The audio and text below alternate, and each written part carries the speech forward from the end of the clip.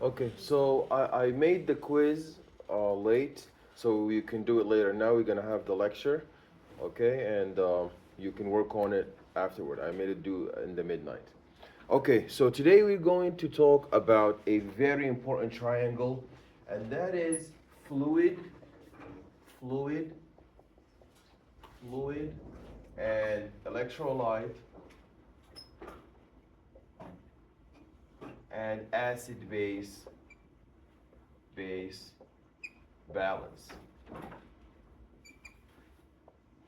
So in order to maintain homeostasis, remember we are very concerned with making sure we don't have hypovolemia. We don't have hypervolemia. We want euvolemia. We don't want hypertension or hypotension. We want eutension. We don't want hypercalcemia. We don't want hypocalcemia. We want eucalcemia. We don't want hyperglycemia, too much sugar. We don't want hypoglycemia, too little sugar. That is, we want euglycemia. So U represents homeostasis.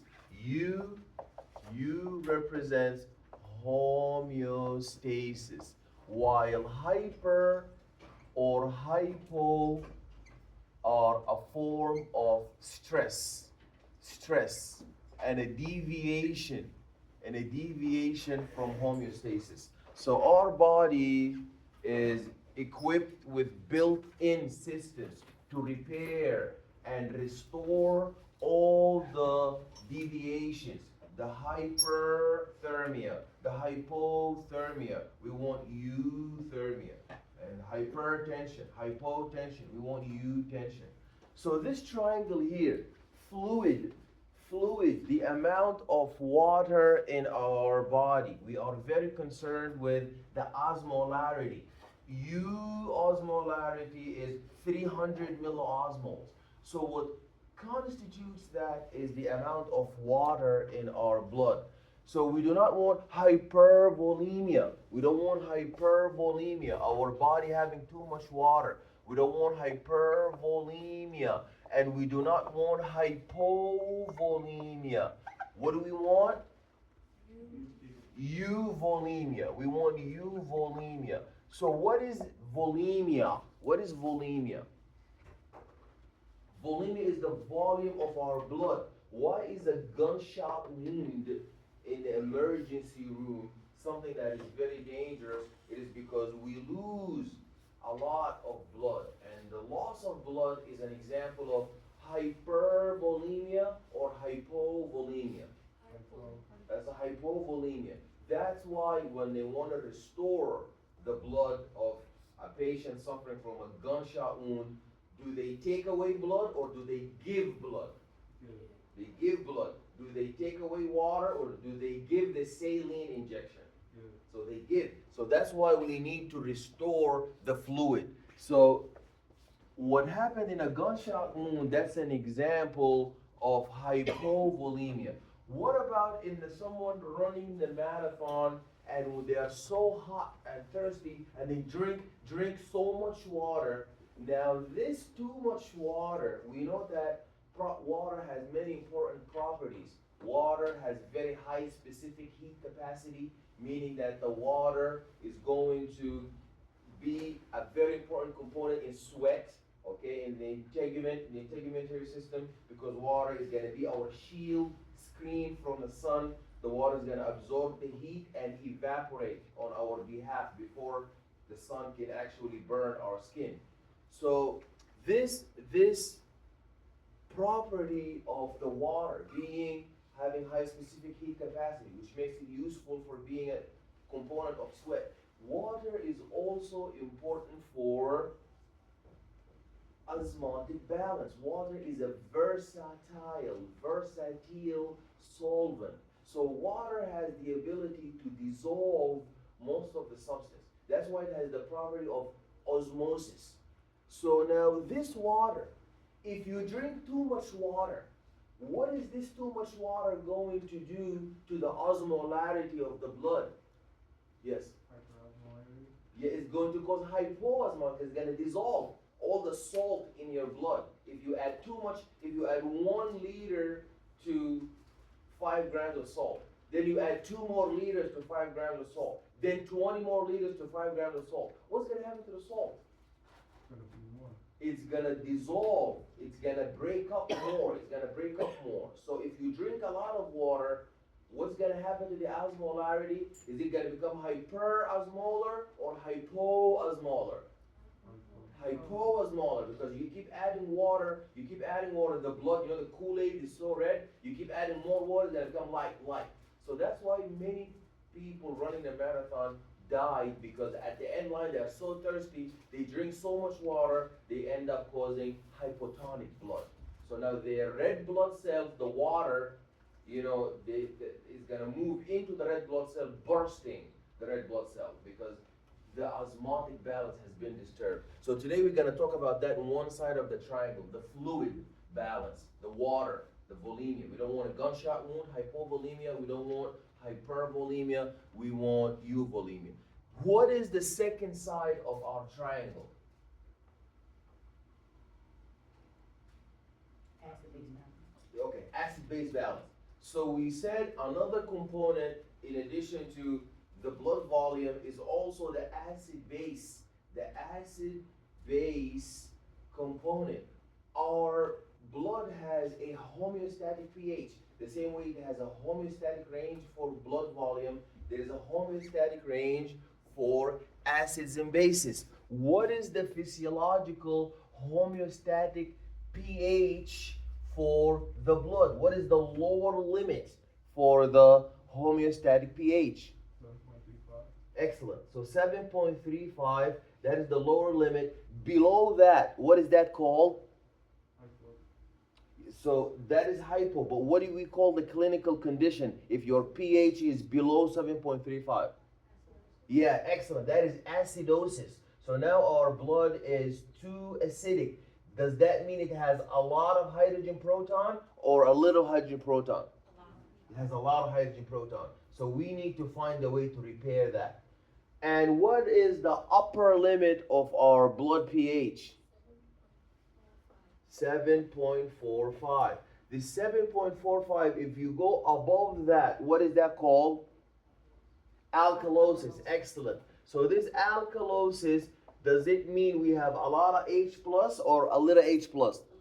A little bit of H plus. Does that mean we have a lot of OH or a little bit of OH? We have a lot of OH. So now we have to find a system to repair these deviations. So that's the second side of the triangle we're going to discuss today. And the last side of the triangle that we're going to discuss today is the electrolyte. We are very concerned with these electrolytes. Sodium. Sodium is positively charged. Does that make it a cation or an anion? Cation. So cation is positively charged. The anion is negatively charged. The anion is negative, but both of them are ion. But the cation is positively charged. So we are concerned with this sodium. Too much sodium, hypernatremia. Too much sodium is hypernatremia.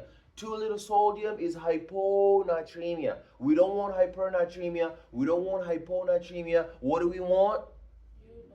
Eunatremia. Excellent. Calcium, Ca+. Too much calcium, hypercalcemia. Too little calcium, hypocalcemia. We need to restore eucalcemia. Too much calcium is going to mess up the same way with too much sodium. Sodium is important for depolarization, for the action potential. Sodium is going to influx. It's going to go inside from outside the extracellular environment to the inside, causing depolarization. So as calcium. If too much calcium goes inside, that's also going to cause depolarization, causing premature contraction. Your heart now contracting too fast before it's even filled with blood. So now the tissue is waiting for blood. Tissue is waiting for oxygen. Why do we need oxygen in the tissue? Oxidative phosphorylation, aerobic respiration. So now that cannot happen because there is no oxygen. We're waiting for nutrients.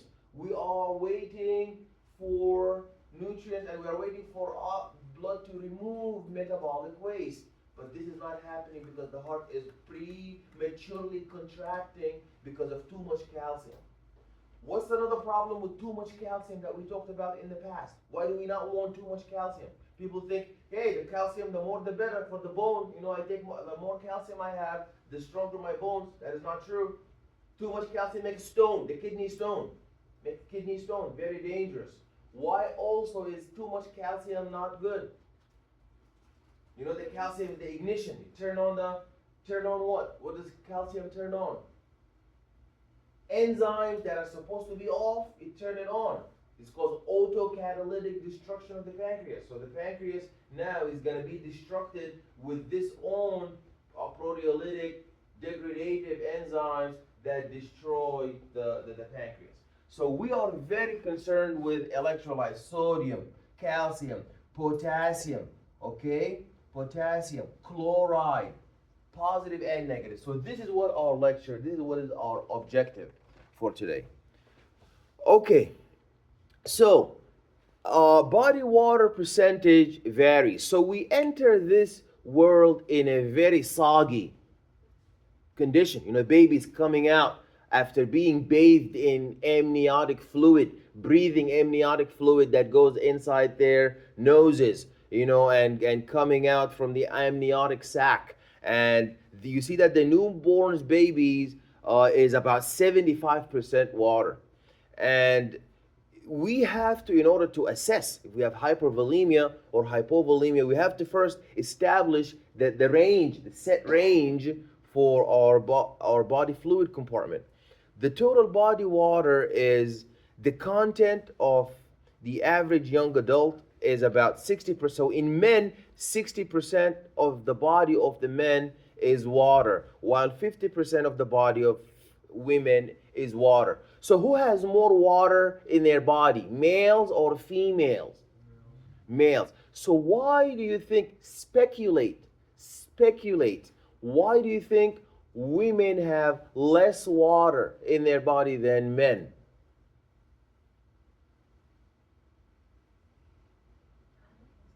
Excellent. So adipose tissue. Women have more adipose tissue in their body per tissue space compared to men. And we know what is the relationship between oil and water. We know the relationship between oil does not dissolve water. Oil dissolves in detergent, and water dissolves the electrolyte. So that's why the adipose tissue will never accommodate water. So they will have less water in the body. So the obese and the elderly people are gonna start to drop the amount of water in their body. So we have to now break down our fluid compartment. So fluid compartments are autonomous regions where I can divide my body into having a small, we have cells, we have the cells that make up the tissues, and the cells have, what do the cells have inside them? They have the cytoplasm, and the cytoplasm we mentioned in the past is a colloid. What's a colloid? A colloid is a solution that has a lot of protein. What color is the colloid? Usually gel, white gel. And this colloid is full of water. And what is the other compartment inside our body? Is our body only made up of intercellular compartment? That is inside the cell, the cytoplasm. Well, you also have extracellular environment. Extracellular, that is the water outside the cell, meaning the water in the blood, the water in the extracellular space, and in the extracellular matrix. So where do we have the most amount of water? This was one of the questions on the pre-lecture quiz. It's asking you, where do we find the most amount of water? Do we find it inside the cell or outside the cell? Excellent. So inside the cell, what do we call that? ICF. What does ICF stand for? Excellent. And now the extracellular fluid is divided. So you have inside the school. Now we are inside the school. You say outside the school, that could be the street, that could be, some other place that you can go to. So now when you go outside the cell, it is divided into three different spaces. Number one is the tissue interstitial space. That is between the cells. This is the road between the cells are so tightly attached with one another, but there is a layer that covers them known as the interstitial fluid compartment. Then there is the blood. This is vascular fluid that is flowing inside the conduits, these passageways, your blood vessels. That has about 8%. And then there is the transcellular fluid. What is transcellular fluid? You know the joints they have a lot of synovial fluid. So what do you think the fluid is made up of? It has a lot of water. Obviously proteins, but it's also a lot of water. Cerebrospinal fluid, that's also water. Pleural fluid around your heart, the sac that protects the heart from trauma. This sac that protects your lung from trauma. It has water between its layers. So that's also water. So when they count all of that, that's about 2%. That's about 2%. So a question on the exam could be, please order or arrange these three extracellular fluid compartments in terms of their water content. Is the transcellular fluid the most water, followed by the blood plasma and lymph, or followed by the tissue? Or is it the tissue has the most, followed by blood and lymph, and ending up with the transcellular fluid? So it makes a lot of sense that the tissue has the most amount of blood outside of the cell, followed by the most amount of water outside the cell, followed by blood and the lymph, and then lastly, the synovial fluid in the joints. Okay, the fluid is continually exchanged between the environment. So intercellular and extracellular osmolarity are equal, 300 milliosmoles. This 300 milliosmoles is achievable because the water's versatile solvent. It has the ability to perform osmosis. If there is any extra electrolyte, water will go to dissolve it, to break that ionic bond.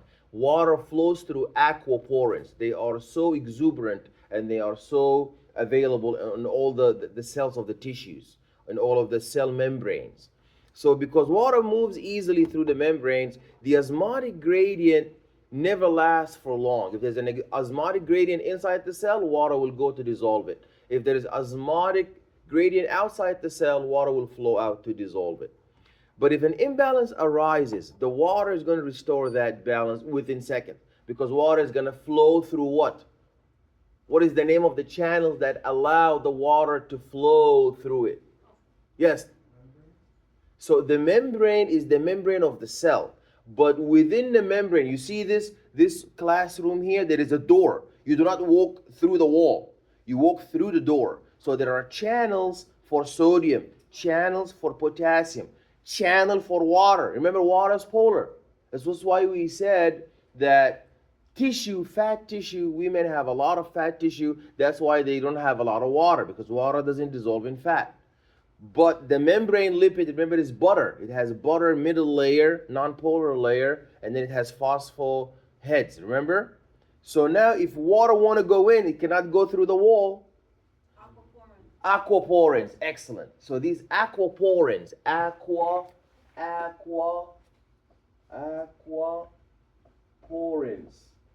So pore is a hole. Aqua is for water, so only water can pass through it. So the water will go through the aquaporins to dissolve any solute. Osmosis from one fluid compartment to another is determined by the relative concentrations of solutes in each compartment. So most solute particles are electrolytes, or sodium salt, or calcium salts, and potassium salt. And electrolytes play a principal role in governing the body's water distribution. So if this young lady drinks water, the water is going to go in the digestive tract. Remember, we talked in lab about how just because something is technically inside your digestive system, can we now say it's inside your body? No. We cannot say it's inside your body. Why not? until it gets into the bloodstream. Excellent, excellent. Until it gets absorbed. So you got the idea, excellent. But I need you to use the nomenclature, the science language. So now, unless we absorb, where do we absorb? The stomach or the intestine? Where does the absorption happen? In the esophagus, stomach, intestine, in the intestine. So unless we absorb it in the intestine. So that's why we said patients who have lactose intolerance, when they drink the milk, they don't have the enzyme to hydrolyze lactose into galactose and glucose, so they cannot absorb it, so they have diarrhea. So all this milk that has entered our body, but went out in diarrhea, it never made it to the blood. Can we say it entered our body? It did not, because it did not get absorbed. So now this water is going to be reabsorbed in the blood. Then there's going to be an exchange, a political exchange. Is this person running the marathon? They're going to have a lot of water in the blood. Are they having a lot of metabolic activity? There's going to be a lot of byproducts and electrolytes. Then water is going to be more in the tissue than in the blood. If there is a pathological imbalance, there is more water in the tissue than in the blood. What do we call that? You know, water is supposed to be equal. But the problem is, if you have a lot of water in the blood, that's hypervolemia. That's the marathon. Drinking too much water, diluting all the substance. But if you have too much water in the tissue now, swelling. You see the limbs are so swollen. The lower limb are so swollen because the blood is escaping from the blood vessel into the tissue. That's known as edema. Edema. Edema. And there is an exchange between the tissue compartment and the lymph. We talked about that. Remember, in our immune and lymphatic system, we said that the red part of our circulation, let's think that this is red. The red part of our capillary, is rich in what? Oxygen is important for oxidative phosphorylation. Oxygen is important for aerobic respiration. So we need plus oxygen. We need plus nutrients, carbohydrates and lipids, and proteins for ATP. And we need one minus. What is that? The removal of metabolic waste. Metabolic waste, nitrogenous waste. So this is the red part, is going to give our blood the water, it's going to give it the oxygen, it's going to give it the nutrients for ATP. That's our tissue. Let's think of this as tissue. That's tissue. That's the tissue compartment. Then you're going to have your blue compartment. That's the deoxygenated blood. That is the deoxygenated blood. In the deoxygenated blood, you're going to have now all the waste and carbon dioxide coming back. But we said that the ratio of return is not 100%. There's 15% that lags behind, and that's the job. Whose job is it to return the 15%? The lymphatic system. So now you see that the lymphatic system participates in taking water and restoring it back into the heart. So that's how you see this green system bringing water back into the blood vessels. So always figures are very important. No figure left behind. Every figure you must spend time understanding the figure. Maybe something in the text you can skip it, but the figure you have to master every single picture and figure in the chapter, because it carries a high yield concept for you. Okay, fluid balance. So when daily water gains and losses are equal, that is homeostasis. The gains come from two sources. There's metabolic water. What is metabolic water?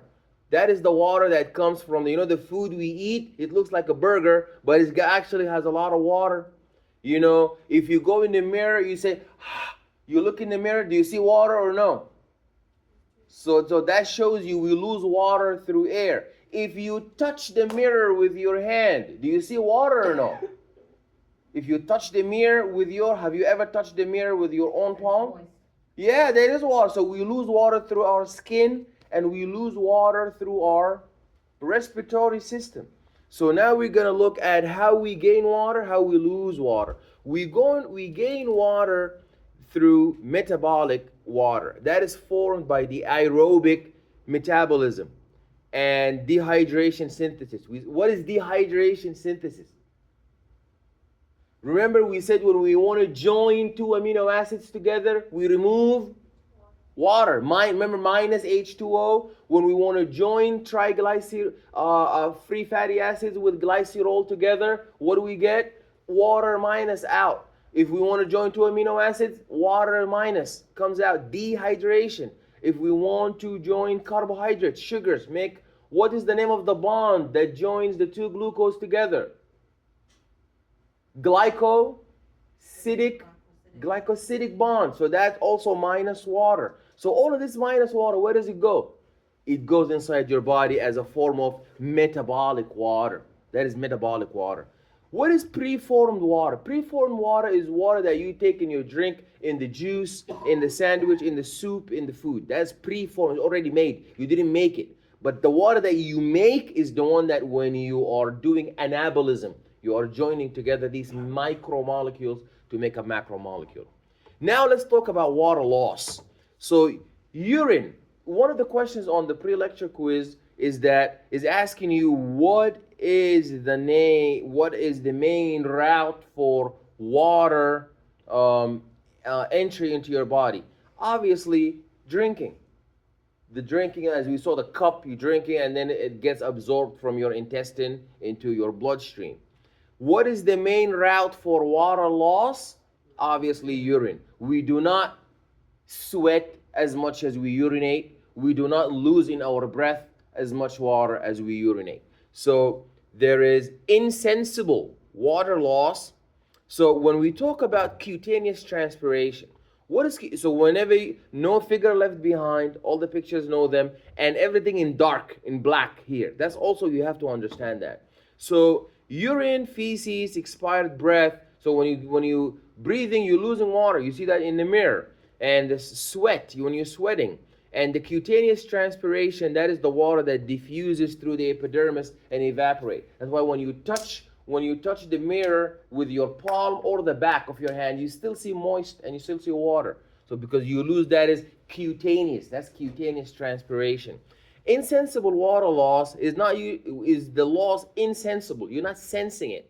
Insensible water loss, and you're not usually aware of it. It is the breath and the cutaneous transpiration. There is sensible water loss. What is sensible water loss? Sensible water loss is a noticeable output.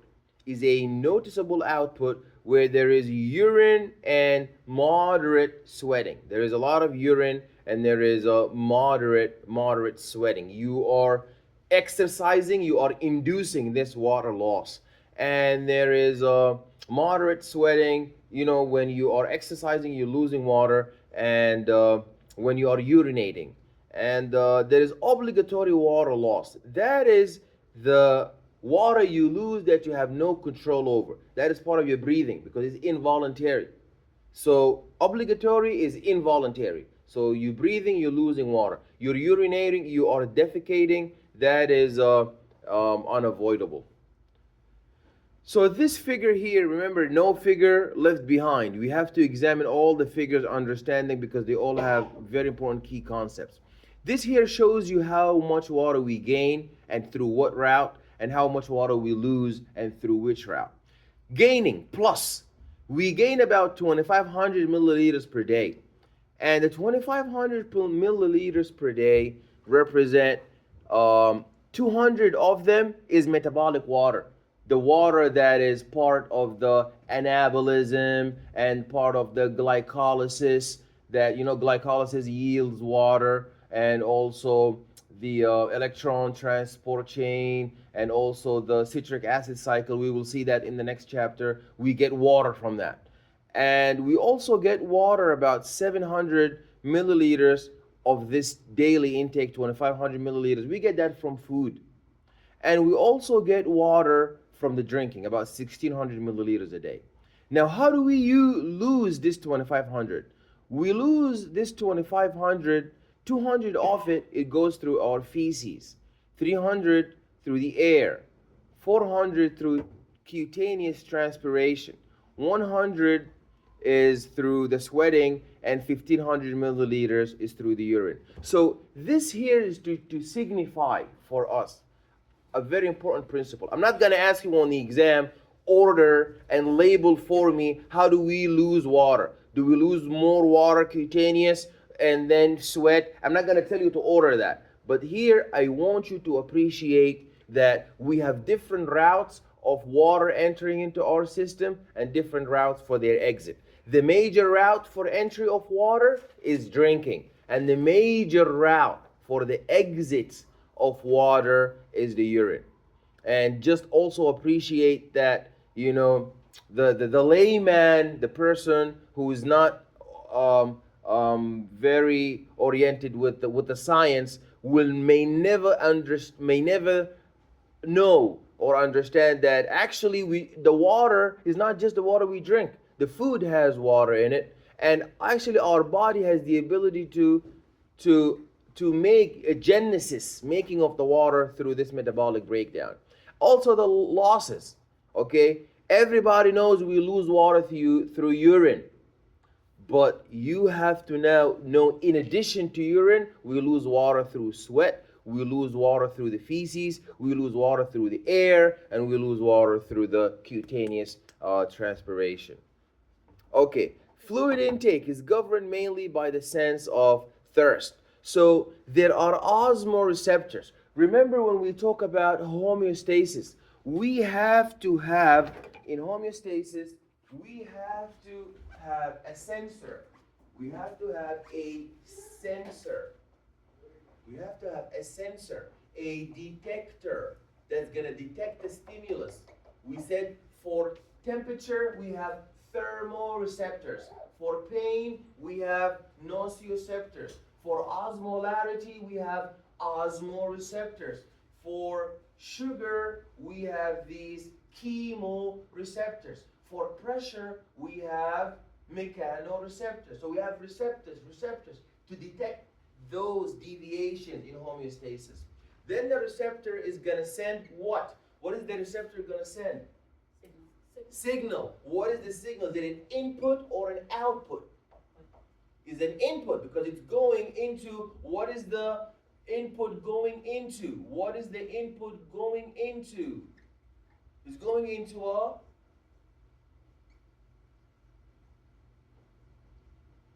into an integration center, your brain or the pancreas. So the pancreas is going to receive input that is too much sugar.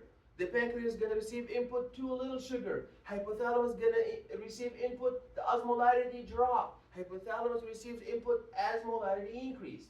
Then the integration center is going to send out what? Output. It's going to send out an output. Is this output going to be correcting the input, or is it going to be exacerbating the input? It's going to be correcting it. So if the input was too much sugar, what do you think the output is going to be? Make even more too much sugar or drop the sugar? Drop the sugar. So always the input and output are always reversed. In what kind of feedback? Negative feedback or positive feedback? Negative feedback. So that's why in homeostasis, we rely only on negative feedback. Imagine we have positive feedback for homeostasis. A patient has too much sugar. Now they get even more sugar. They get a coma. A patient, they have too little sugar, and then you give them even more insulin, and then they get another coma. So always the output is going to be reversed. And then finally, there's going to be an effector. So the output is going to go to the effector to do the effect. The effector is always an organ or a gland. Okay? And then we're going to achieve homeostasis, and then we're going to stop the loop.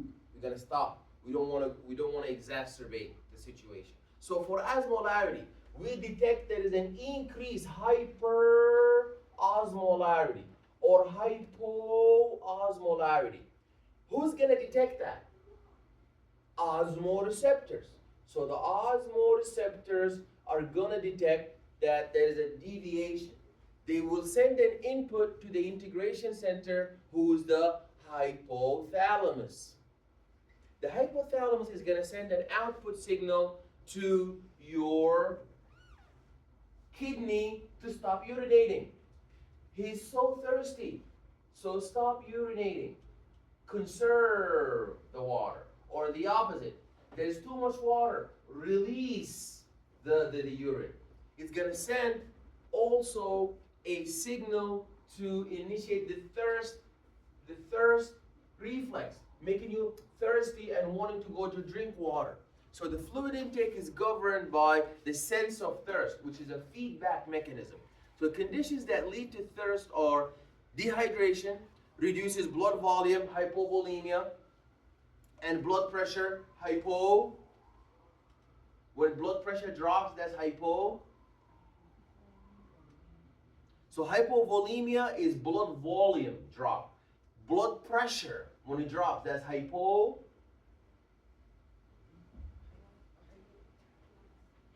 Hmm? Glycemia is sugar. Hypothemia? Hmm? Hypothemia? No? Hypothemia. That's a new word. Then we need to. Did you hear of hypothemia, Dr. Shag? Themia? Hypothemia. This is an interesting one. Hypothemia. Maybe it exists. Let me ask Dr. Shank. Did you hear of hypothemia? No. So you are inventing new words today, Chance. Okay. Hypotension. Hypotension. Excellent. So the tension, very good. So now all of these, are these stress or not? That's stress. Hypovolemia. So look at what dehydration does. 3 stresses. Hypovolemia, hypotension, and hypoosmolarity, and that increases the osmolarity. So because there is not a lot of water, now the salt is going to be too much. If there is a lot of water, it's not going to be salty. So if you have a spoon of salt, you taste it, it's too salty. You add 1 cup of water, it's less salty. 2 cups, less salty. 3 cups, less salty. 1 whole gallon, you can't even taste the salt. So that's why when you drop the water, what happens to the osmolarity?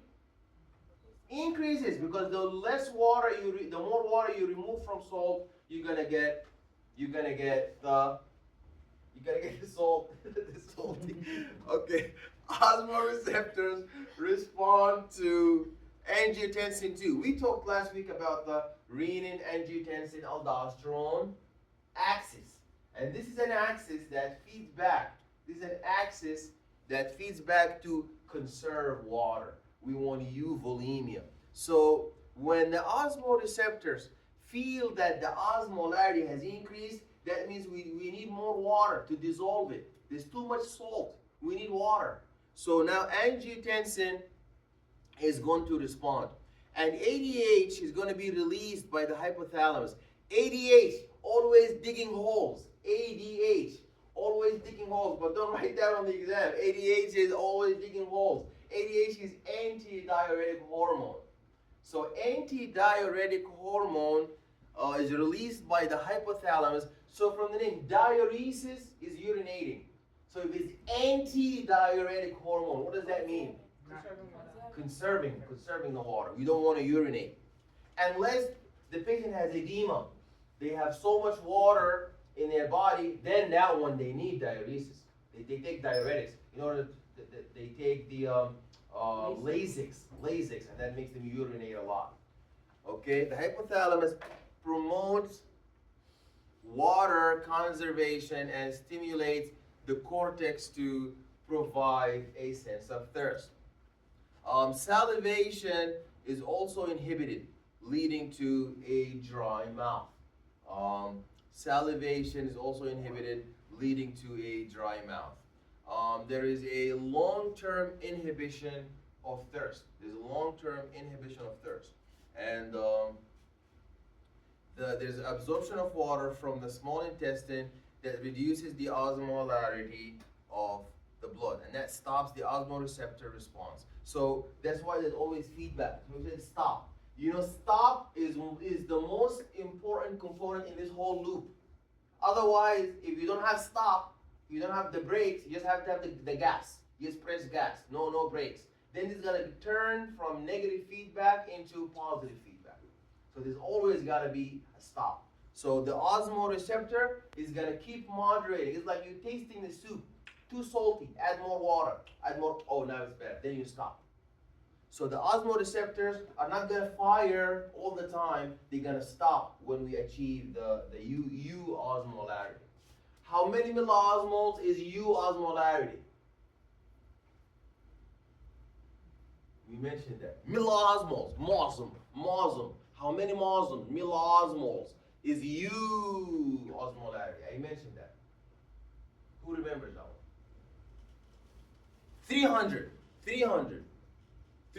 milliosmol. Below that, that is hypoosmolarity. Above that, that is hyperosmolarity. And you need to know what happens. Why are we so worried? Why are we so worried about the osmolarity?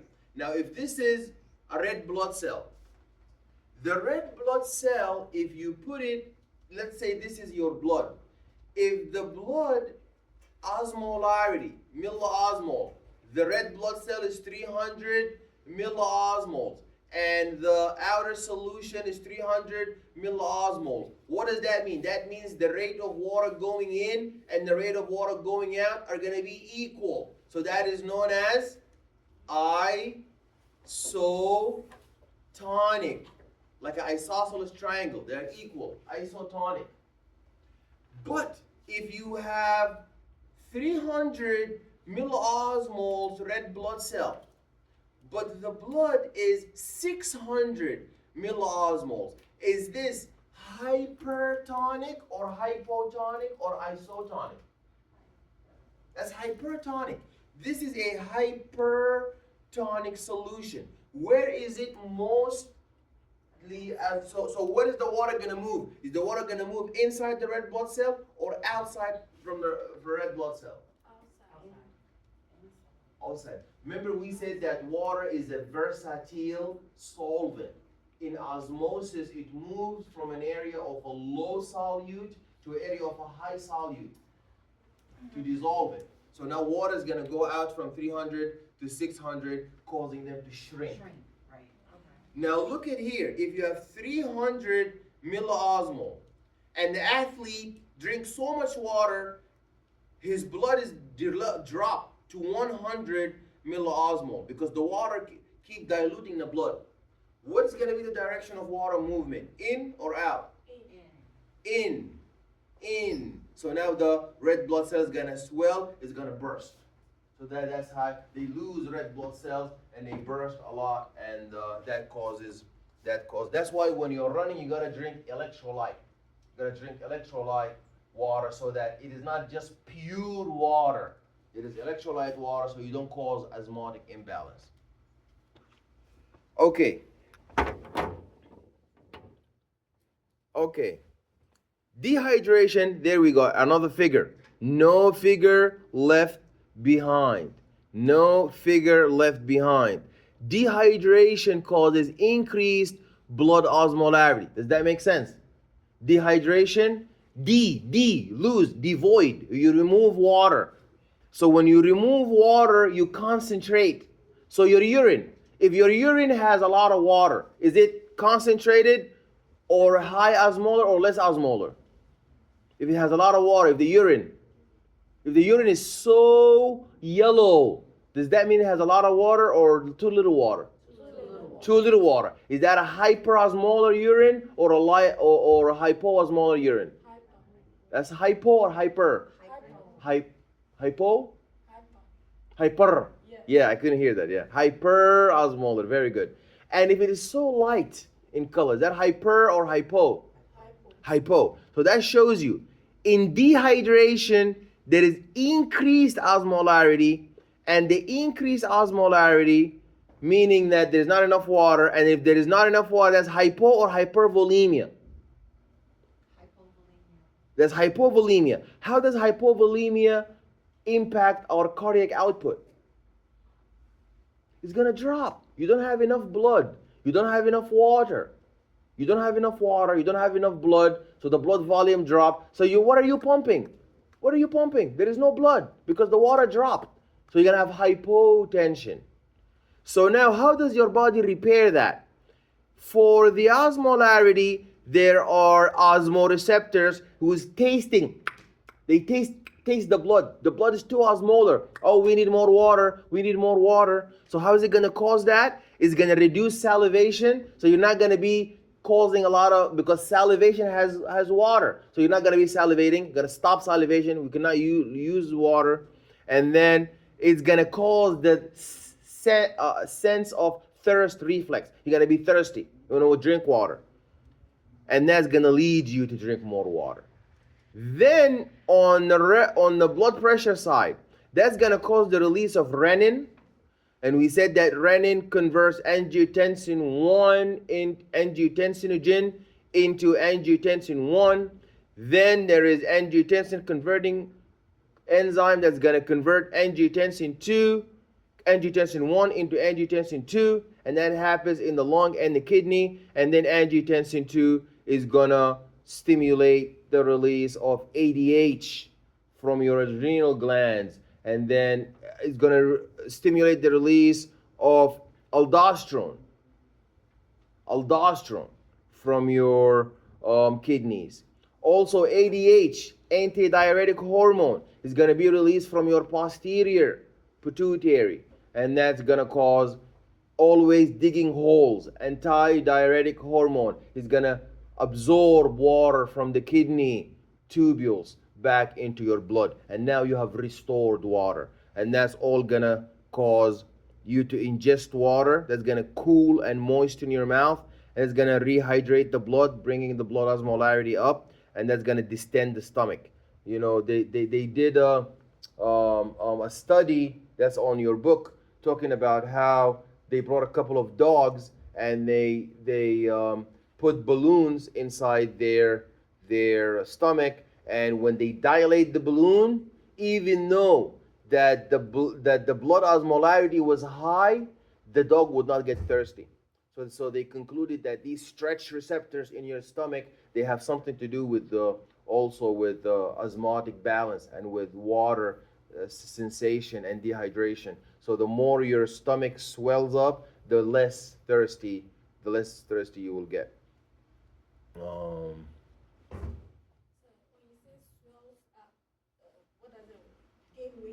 no, swell up the stomach meaning, so when you drink a lot of water, the water will enter into your stomach, distending the stomach. This distension, there is stretch receptors that are outside the stomach. So when the stomach swell up, they're gonna send reflex. They're gonna send reflex input to the hypothalamus saying, no need for water.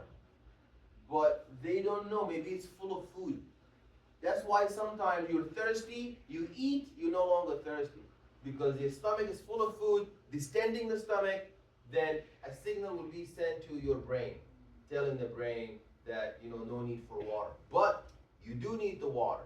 That's why you have to eat in proportions. Because if you eat too much, your stomach is so full, but you still, now you're increasing the osmolarity some more, putting burger and steak and carbohydrates, and you already need water. So that's how the people develop the kidney stone, and they develop all of the kidney failure, because the body need water, but they fill the stomach with food. So you have to always make sure you're hydrated and you eat it in equal proportions. People don't go to the nutritionist. The nutritionist, they don't get visits.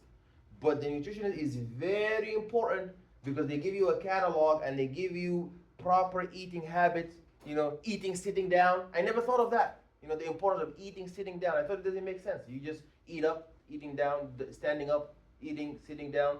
It makes no difference. It makes big difference. Eating sitting down, drinking sitting down. This is also, more healthy. Eating more food that is improving your dietary choice. Relying more on plant protein over animal protein that's carcinogenous. drinking water, juices that are not conservative. So if you want to pay visit to the nutritionist, it's gonna be great investment for you. Okay, now regulating the output of the regulating the output of the urine. So the only way to control water output significantly is through variation in the urine volume. So the kidneys cannot replace water or electrolytes. They can only slow the rate of water and electrolyte loss until the water and electrolytes can be ingested.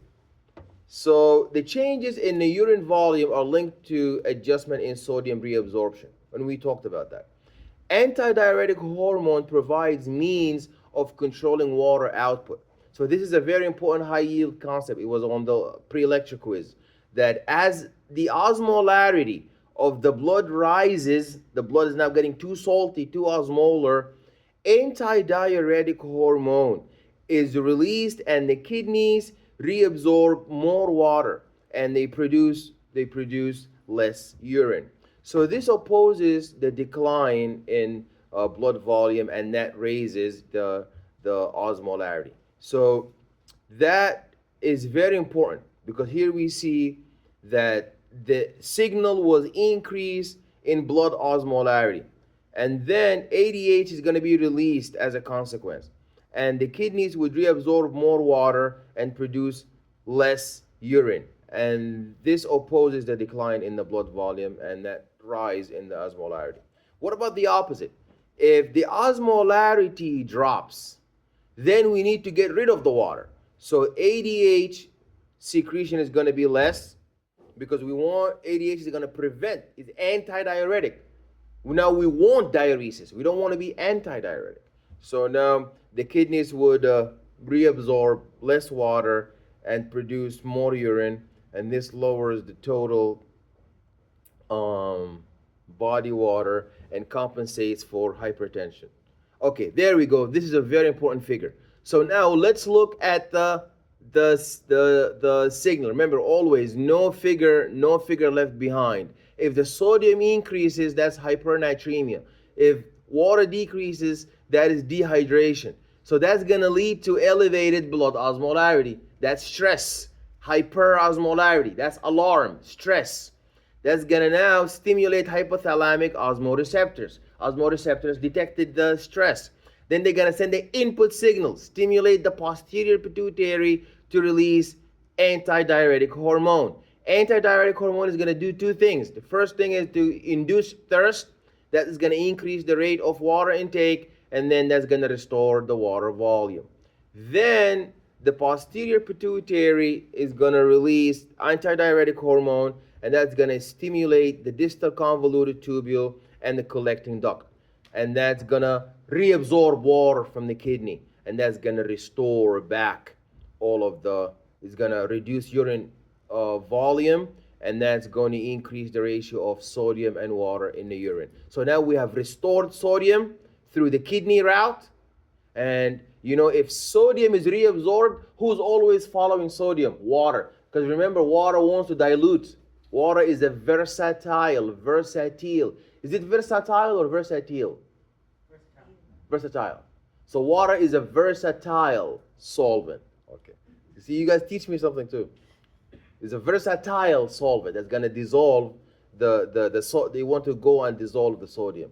And you have the thirst that will intake. You see what Chance is doing now? Drinking. That is the hypothalamus inducing the thirst and causing the ingestion of water. So now we are restoring the blood volume. Okay, disorders. Okay, we began with that. I always begin with the disorder to have it in mind as we are exploring the structure and the function. So hypovolemia. What is hypovolemia and why is it a stress? What is hypervolemia and why is it a stress? So who want to tell me about hypovolemia, the concept of hypovolemia as a clinical crisis? Why is hypovolemia and dehydration a problem?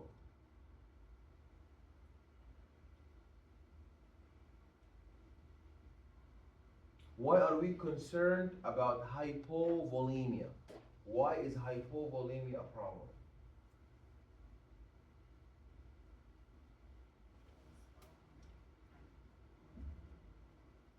Think about it and try.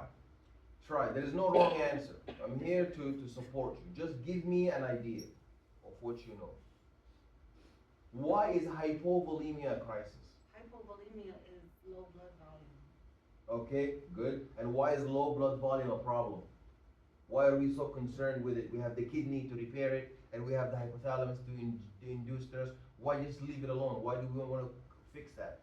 That's causing the blood to, the heart beat slower because of hypovolemia. Excellent. So the heart is the cardiac output is gonna drop. The heart is gonna be slower, meaning there's gonna be hypotension and shock. Very good.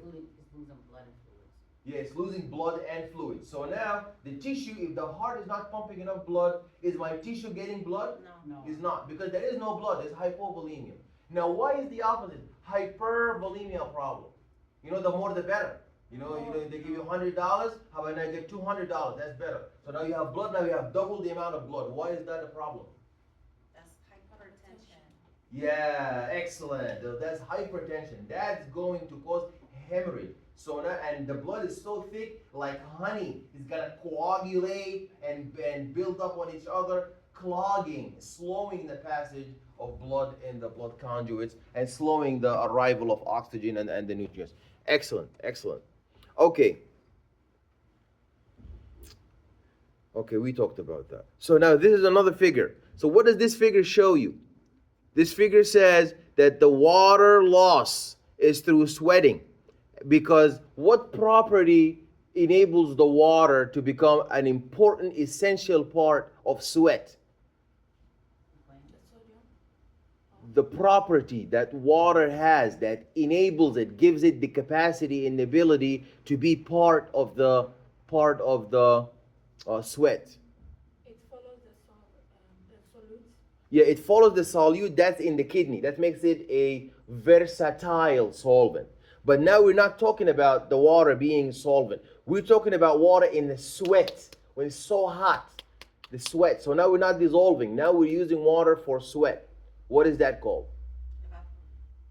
High specific heat capacity. So it takes a lot of heat to make water evaporate. Alcohol evaporates so quickly. All the other solute evaporate. Water is so strong. The boiling point for water is so high. That's why we use it as sweat. Imagine somebody else besides water was in your sweat.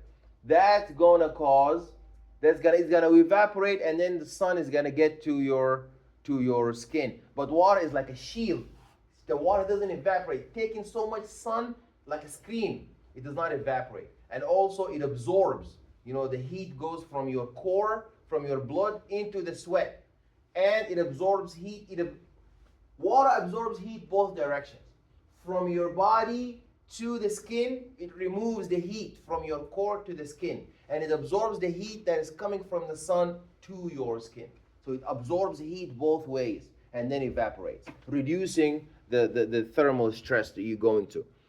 So the water lost to the sweating, the sweat glands produce perspiration by capillary filtration, and then the blood volume and the pressure would drop, and the osmolarity would rise. Then the blood would absorb the tissue fluid to replace the loss, and intracellular fluid diffuses out of the cells to replace the lost tissue fluid. Volume excess, we talked about that. So this is hypovolemia, is going to cause death, because if the blood volume drops to 4 liters, and then the normal level is about 5 liters. Okay. Fluid sequestration, we talked about pleural effusion and edema. What is edema? Yeah, is when the water now when you have imbalance. So water is supposed to be equal between the blood and the tissue.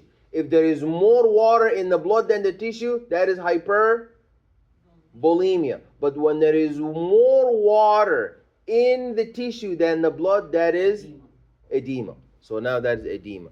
Pleural effusion is the accumulation of water in the pleural cavity. That is caused by infections. So now we're going to talk about the very important electrolyte balance. So now we're no longer dealing with that side of the triangle, the fluid. Now we're going to move on to the electrolytes. We don't want too much calcium. We don't want too little calcium. We don't want too much sodium. We don't want too little sodium. We don't want too much chloride. We don't want too much bicarbonate. We have to ensure that we have the proper amounts. So if we examine the electrolyte concentration in the blood, plasma, and intracellular fluid, you see that the osmolarity is so high. The osmolarity is so high, and that is because you have, if you examine the blood plasma compartment to the intracellular fluid, you see that the blood plasma has a lot of sodium and the intracellular compartment has a little bit of sodium. You see that the chloride is so little inside the cell while it's so much outside the cell. And you see that the osmolarity nonetheless is the same, even though the compartments have different electrolyte concentration. So that means who's able to achieve the yellow. So you see they are different in their content. You see there's a lot of sodium outside, a little bit of sodium inside. A lot of potassium inside, a little bit of potassium outside. Yet the osmolarity is the same. Who's able to achieve that? Why is it? You see these two graphs they depict for me the concentration of the electrolytes in these two different compartments. And you see they're different, they're not the same. More sodium outside, less sodium inside. More potassium inside, less sodium outside. Yet the osmolarity is the same. How is that? Because they're coming in and going out at the same rate? No, because water is the aquaporin. It goes through the aquaporin and it dissolves them. Ensuring that the osmolarity is the same. Yeah. Okay. So functions of the sodium, we mentioned that sodium is important for the depolarization of the membrane, and that depolarization increases the potential, increases the millivoltage, of your cell membrane, and that's going to cause